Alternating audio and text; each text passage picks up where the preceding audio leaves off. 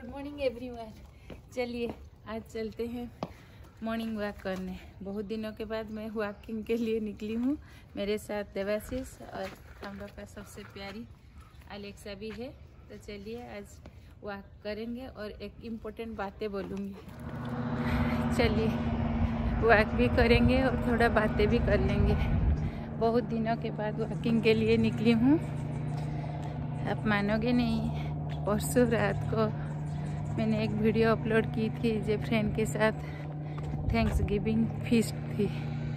उसी रात को हम लोग सब सोए हैं। रात को 2 बजे एक फ़ोन आया, तो मैंने बोला कि वो साइलेंस में था मेरे पिलो के नीचे। तो फिर दोबारा आया। मैं बोला कि कोई अर्जेंट ही होगा क्योंकि ओडिशा का कॉल था। देवाशीष ने मना किए कि मत उठाओ क्योंकि ऐसे भी बहुत सारे आजे बाजे कॉल भी आ जाते हैं। लेकिन मैंने उठाया। वो तो वो जो फ़ोन उठा लिया, आप मानोगे नहीं, नींद वगैरह सब चला गया। फ़ोन में मेरे एक फ्रेंड ने बोला जे आपके अपार्टमेंट के सामने विजिलेंस खड़े और आपको ढूंढ रहे हैं। मैंने बोला विजिलेंस क्यों? मैं तो कोई गवर्नमेंट सर्वेंट नहीं हूँ।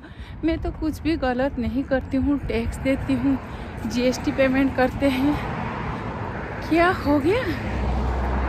और ऐसे बोला कि 6-7 आदमी आए हैं, उनके पास पेपर है और आपका फ्लैट का दरवाज़ा भी वो तोड़ने वाले हैं। आप सोचो, इतने दूर में आप रहोगे और ऐसे न्यूज़ आपको सुनाई देगा तो आपको क्या होगा? मैं तो सोऊंगी क्या और रोना शुरू। आपको दिखाई देता होगा जब मैं बहुत ही स्ट्रॉन्ग हूँ, लेकिन सोच मानिए कुछ भी स्ट्रॉन्ग इसमें काम नहीं देती है। मैं किसको फ़ोन करूँगी? आप सोचो, ऐसे टाइम में आप किसको फ़ोन करोगे? मेरे जो पेरेंट्स हैं काफ़ी ओल्ड में हैं, क्या करेंगे वो सुन के? मेरे बच्चे छोटे हैं और देवाशीष यहाँ की है। उनको ये विजिलेंस हो, जीएसटी हो, टैक्स के बारे में, ऐसे इंडिया का रूल रेगुलेशन के बारे में इतने सारे पता नहीं। वो 40 साल से अमेरिका में है, तो कौन करेगा हेल्प?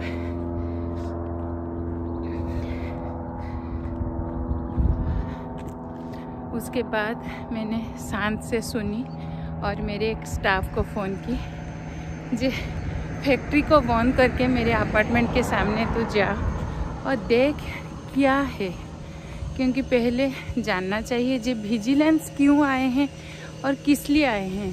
क्योंकि मेरे जो नॉलेज है, विजिलेंस आते हैं कोई किसी का ब्लैक मनी रखते हैं, कोई ब्लैक मनी रिसीव करते हैं दूसरों से। हम लोग जितने पढ़े हैं उसके बारे में पेपर में साधारण तो पढ़ते हैं, जहाँ आज कोई ऑफिसर अरेस्ट हो गया या आज किसी ने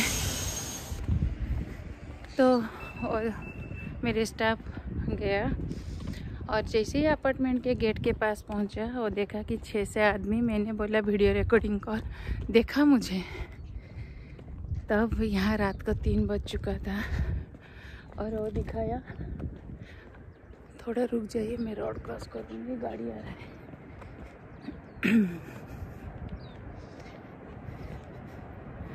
फिर वो बोला, हाँ मैडम, वो तो यही बातें कर रहे हैं कि आपकी फ्लैट के बारे में। दैट टाइम मैंने सोचा आज हार्ट अटैक ही होगा। मैं जाके मेरी बेटी को बोली, मेरा तो पता नहीं हार्ट अटैक ही हो जाएगा, इतना स्वेटिंग और इतना। मैं बोला हुआ क्या, क्यों आएंगे? आप सोचिए, एक साधारण सा घर में विजिलेंस आने क्या छोटी मोटी बात है। उस खड़ा रहा। फिर मेरा छोटा भाई उधर रहता है, मैंने उसको फ़ोन किया, भाई थोड़ा जाके देख लेना क्या है। वो भी बेचारा काम में बिजी रहता है, फिर भी काम छोड़ के मेरे लिए निकल के आया। इन बिटवीन मैंने क्या एक बुद्धिमान सी काम की। मेरे जो एक जीएसटी मैडम हैं, जो मेरे कंपनी की तरफ से है उनको फ़ोन किया। मैंने बोला जीएसटी पेमेंट ठीक से हुई कि नहीं, क्योंकि आप सोच मानिए यहाँ से काम करना और हर चीज़ों को मॉनिटर करना बहुत ही इम्पोर्टेंट होती है, क्योंकि आप इधर काम करोगे उधर हर महीने आपका जीएसटी हो, 6 महीने के अंदर आपका टैक्स हो और सब कुछ वर्कर का पेमेंट सब कुछ ठीक ठीक हो रहा है कि नहीं।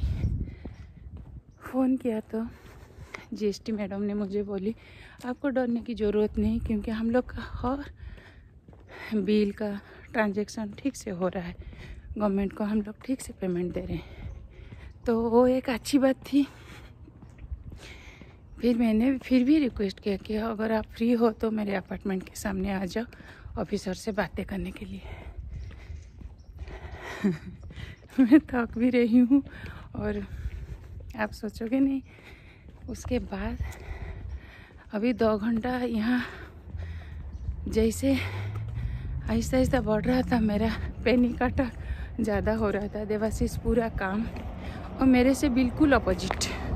मैं हर चीज़ों में ज़्यादा एक्साइटेड, ज़्यादा पैनिक, ज़्यादा डर जाती हूँ, ज़्यादा एक्साइटेड, सब कुछ मेरा ज़्यादा होता है और हर सिचुएशन को कामली हैंडल करते हैं। और बोले मंजरिका सो जाओ, कुछ भी नहीं कर पाओगे, अगर विजिलेंस तोड़ेंगे तोड़ने दो, अगर विजिलेंस को कुछ काम करना है करने दो, तुम काम रहो। आप सोचो जितने मेरे फ्रेंड हो ये सिचुएशन में आप काम रह सकते हो, लेकिन आप सच मानिए ये उनको शांत देख के मैं भी सोचा सचमुच इतने दूर से मैं तो कुछ भी नहीं कर पाऊँगी, लेकिन शांत रहना तो मैंने सीखा ही नहीं। फिर मैं जितने में आप सोचिए कौन मुझे हेल्प करेगा, क्योंकि इस कंडीशन में आप खुद को अकेले ही मैं पा रही थी। मैं बोला Devashish you can not understand मेरा सिचुएशन, क्या हो रहा है। वो अंडरस्टैंड कर रहे थे, उनको पता था जे यहाँ से पैनिक होने से कुछ भी नहीं हो पाएगा, लेकिन वो शांत रहे। उसके बाद फिर जिन फ्रेंड ने मुझे फ़ोन करके बताया था और फिर उनका फ़ोन आया और बोले मैडम आप शांत से सो जाइए, और थोड़ा भूल थी क्योंकि वो दूसरा आदमी को ढूंढ रहा था, लेकिन उसका एड्रेस आपका घर का एड्रेस सेम था। आप सोचिए इतने सारे चीज़ हो गई। मेरे भाई उधर से मुझे फ़ोन करके हंस रहा है, बोला जो फ्लैट हम लोग ने ख़रीदे जिस आदमी के पास से, वो आदमी अभी तक एड्रेस चेंज नहीं किया, वही एड्रेस में लेटर आ रहा है और वही एड्रेस पे आके और सब विजिलेंस वाले आ गए थे।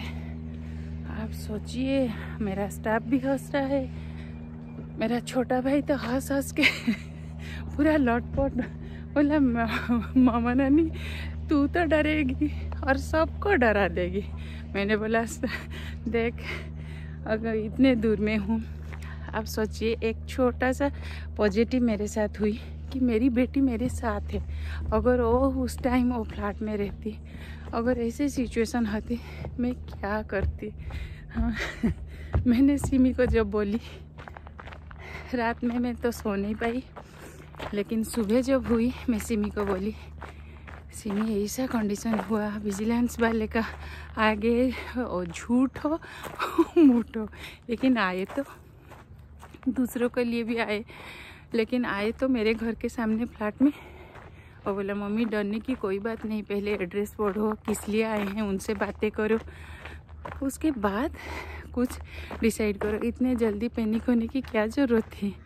मैंने देखा सिमी तो मेरे से काफ़ी स्मार्ट और बड़ी हो गई है, उसको सिचुएशन हैंडल करने की ताकत मेरे से ज़्यादा है।